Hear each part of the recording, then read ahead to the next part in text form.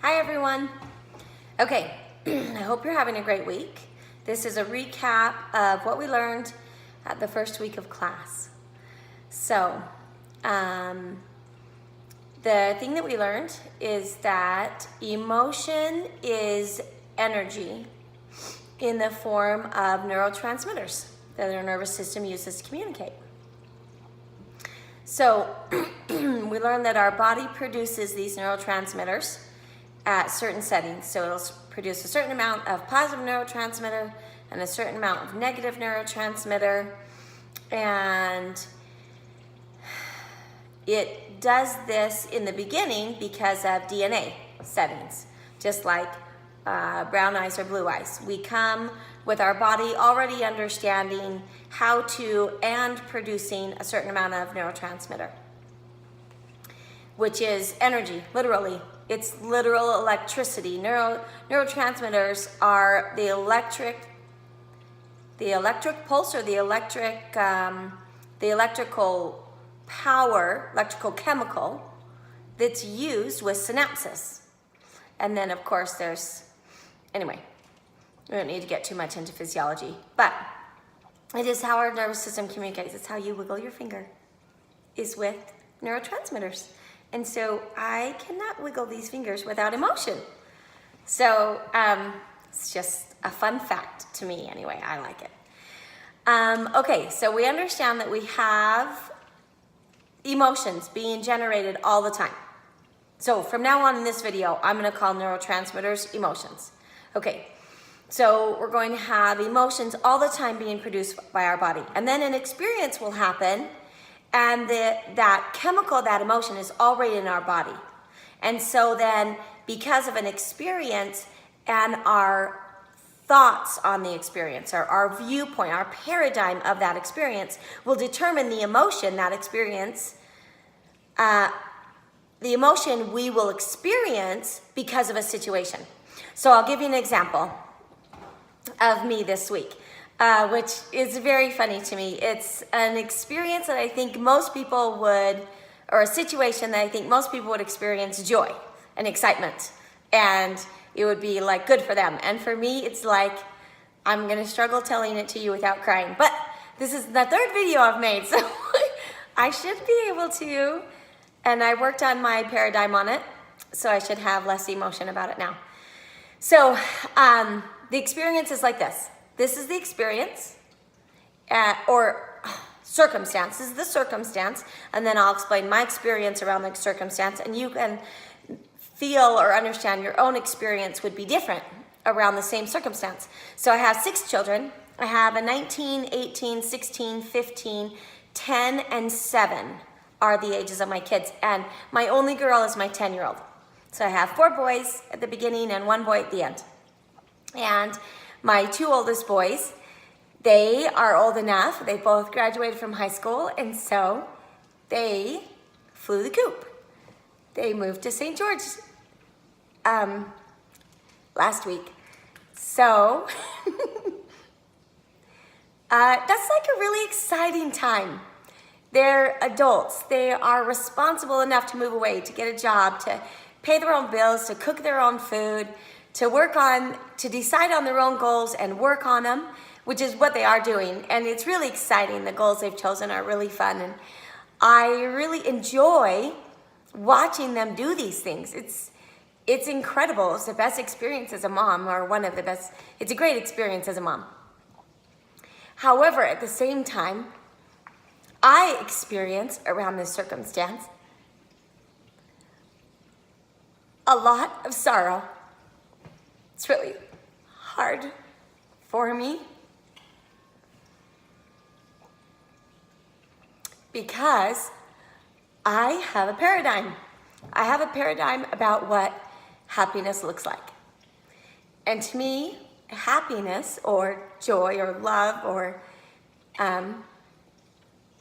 the best days or the best times of the day or the best times of the year or my best experiences occur on any given normal day when my kids are at home, all of them, or some of them, most of them, I really love when all my kids are home, but everybody doesn't have to be home to have a good experience. But I can even just have one kid at home and be really happy. But I love having all of them here. So I love it when they're all here, and I love having my husband here too. He's included in being home. I love when the family's home, and when some people will be maybe downstairs playing and making a bunch of noise, or somebody might be reading quietly in a room, or somebody might be teasing each other, even though it may not all be positive teasing, but they're interacting with each other in positive or even not so positive ways. They're all here and they're all doing things, and I might be cooking dinner, or they might be helping me clean up a little bit, or we might all be playing a card game, or some people might be watching My Little Pony reruns while another kid is bouncing a basketball, which sometimes that does drive me a little bit crazy, but I still love it. So, that to me is like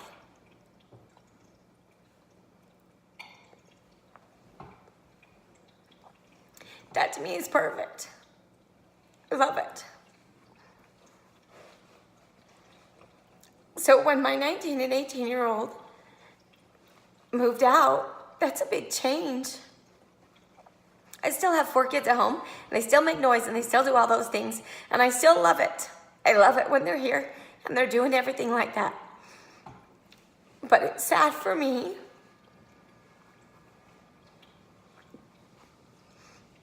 to not know that, to know that Brigham and Jason are going to be here every night for family prayer, or family dinner, or just to make noise, or just to see them reading a book, or to watch Jason like practicing his golf swing, or to whatever. Just not have them here with the whole interaction of what happens. So that makes I experience sorrow. Now, there's other parents that be like, yes, this is awesome. There's less people clean up after, less laundry to do, less dishes to do. And they're out being adults like they're supposed to. This is the whole reason I raised them, is so they would leave and become awesome adults. And I feel that way too, but it's really sad for me. Now, other people that feel the other way, that doesn't mean they love their kids less. They just have a different thought process around the whole experience of life.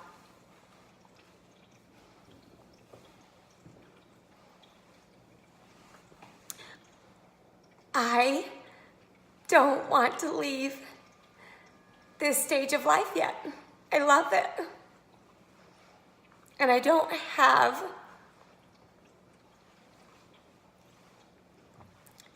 a paradigm yet about what the next experience will be like, or how fun it will be, or the fun parts, or so that I look forward to the next time.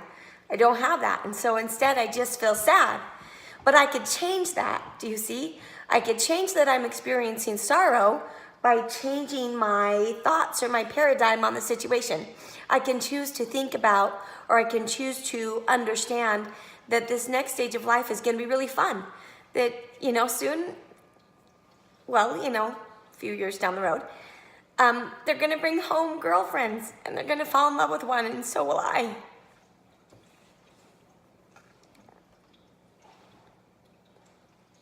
And I'll have daughter-in-laws, and then I'll have grandkids, and I'll still have noise at my house. But of course, then my fears sneak in, because I think, maybe the daughter-in-laws won't want to come over. So my ideas about this change in life then create the experience of the emotion. So everybody would experience this different. Some people would be really excited. They'd be like, yes, finally my husband and I can travel. We can do this and that. And they'd be so excited. They'd look forward to it. They would just be super happy. I have friends like that. They love their kids. They can't wait for them to turn 18 so they can go be adults and do the next thing. And that didn't mean they didn't enjoy them at all. It's just a different way to think about it. So the way we think about it determines what we experience with it, right? So that's a good example of how my thoughts and my paradigms determine my emotional experience around the situation, around the circumstance. Okay, so that's what I want you to understand. Because when you understand that, then you have the power to change your experience, or change your experience around the circumstance by changing your thoughts about the circumstance, your beliefs about the circumstance. Okay, in class I'll share with you some experience as a hospice nurse. Even death can be viewed massively differently and experienced very, very differently. And so, it's what you think about it. It's how you feel about things. So even things that people would think were like super traumatic and would be so sad for anyone, it isn't. It isn't. It really does depend on what we think and what we feel. And, well, what we feel what we think. That's what it is. We feel what we think. So what are you thinking? That will give you the power to experience a lot more joy, happiness, laughter, fun, love in life, and decrease the sorrow and the anger and the fear if you understand that it's your choice. You choose. You get to choose what to think about every situation that you end up in, every circumstance, and then you get to choose what you think about it, and your consequential experience will be your emotional state, positive or negative. All right, so that recaps it. In this next class, we're going to talk about how it doesn't only affect our emotional state, but our physical state. It will affect whether your knee hurts, whether you have headaches, whether you're susceptible to getting, whether you're susceptible to getting a bacteria or a virus or heart disease or cancer or any of those other things. We'll talk about how your neurotransmitters affect the actual physical health of the body and how you can use your physical health also to determine your thoughts and then correct them so you can have better health and stronger immune system and all that, healthier experience. Okay, so we will see you next Friday. Please pass this along. Make sure everybody gets it. If you have questions about what I've said or about class or about upcoming class, then I want you to text me or email me or Voxer me if you have the Voxer app. I love the Voxer app. Works really great for me. If you don't know what it is, look it up or ask me in class. Okay, please make sure everybody gets the video. I don't have everyone's email, so please pass this on to the people that you brought with you and make sure everybody gets to see it. And thanks again. I'm glad you guys are working on it. Remember, your assignment is to become aware of your negative thoughts so that you can change them to positive. It's great to be aware of your positive thoughts, but it's also really super most important to be aware of your negative thoughts so that you can get rid of them, so that you can change them, so that you can improve them. So you're writing down your negative thoughts this week. So for the purpose of being able to improve them to more positive thoughts. So you're writing them down, you either throw them away or you're burning them or you're writing them on toilet paper and flushing them down the toilet. And then you're coming up with more positive thoughts to think instead of those ones. And I will, again, I'm going to teach you a lot further how to make this technique more effective. But I just want you to really understand first and let your mind ponder on the fact that you're in charge of your emotions and how you react to circumstances. And it's because of what you think. So what do you think? Ask yourself a lot of questions about that. What do I really think about this? Especially when you have a negative emotional reaction to something. Just ask yourself, what do I really think here? Because it's always going to be about you. It's not really about circumstance. It's about yourself. It's about you. Okay, great. See you next week or see you on Saturday.